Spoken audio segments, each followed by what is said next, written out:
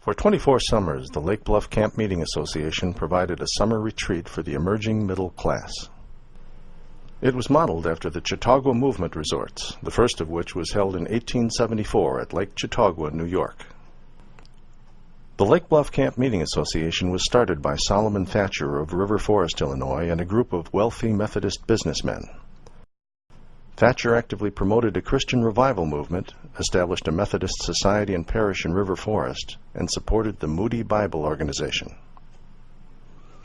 Thatcher's interest in creating the Lake Bluff Camp Meeting Association was to bring like-minded people together to explore cultural, educational, and spiritual ideas in a natural setting. When scouting locations for the camp meetings, Thatcher visited Lake Bluff. He called it a paradise. Its woods, ravines, and lake provided an ideal setting for achieving his goals. In 1875, Thatcher and his committee purchased 200 acres of land along Lake Michigan, formed the Lake Bluff Camp Meeting Association, and laid out lots and streets to create this new retreat.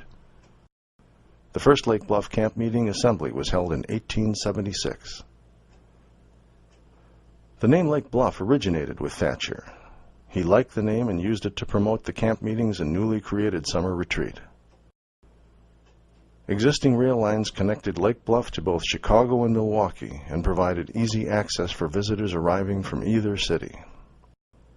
A spur track ran from the Lake Bluff train station along what is now East Sheridan Place to a station house located just west of Moffett Road.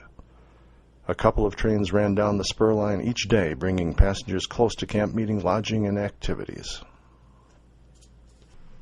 The station house for the spur line became the Sheridan Inn in 1888. Visitors to the Lake Bluff Camp Meeting Association stayed in tents, cottages, and hotels. Tents with a wood foundation and canvas walls could be rented for $2 per week. Campers chose sites in the ravines and on the bluff. The Lake Bluff Camp Meeting Association sold lots or leased them for 99 years. It also built private cottages for $250, promising them within 20 days of receipt of order. As the Lake Bluff Camp Meeting Association grew, hotels were built to accommodate visitors. At the height of the camp meeting's popularity, there were 30 hotels in town. The largest was the Hotel Irving. It stood 5 stories tall and covered an entire block. Amenities included large parlors and rooms for receptions, parties, and dining, shops, bowling alleys, a billiard room, croquet, and tennis courts. The Tabernacle was the central meeting place for the Camp Meeting Association. For the first 7 years, a large tent served as the Tabernacle. In 1883, the tent was replaced with a 2-story wood structure seating 2,500 people. The Tabernacle occupied the block bordered by Moffett, Simpson, Prospect, and Ravine Avenues. Lectures, seminars, concerts, and other presentations were held at the Tabernacle. Among the speakers presenting at the camp meeting were Frances Willard, founder of the Women's Christian Temperance Union, John Hale Vincent, founder of the Chautauqua Movement, and Lucy Hayes, wife of President Rutherford B. Hayes. Visitors participated in classes in German, French, Latin, Greek, microscopy, photography, hygiene, and oratory.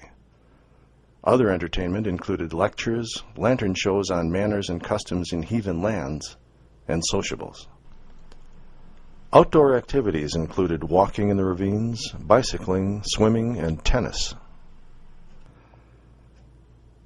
As the 20th century approached, economic uncertainty and competition from other leisure time options resulted in a loss of interest in camp meeting attendance.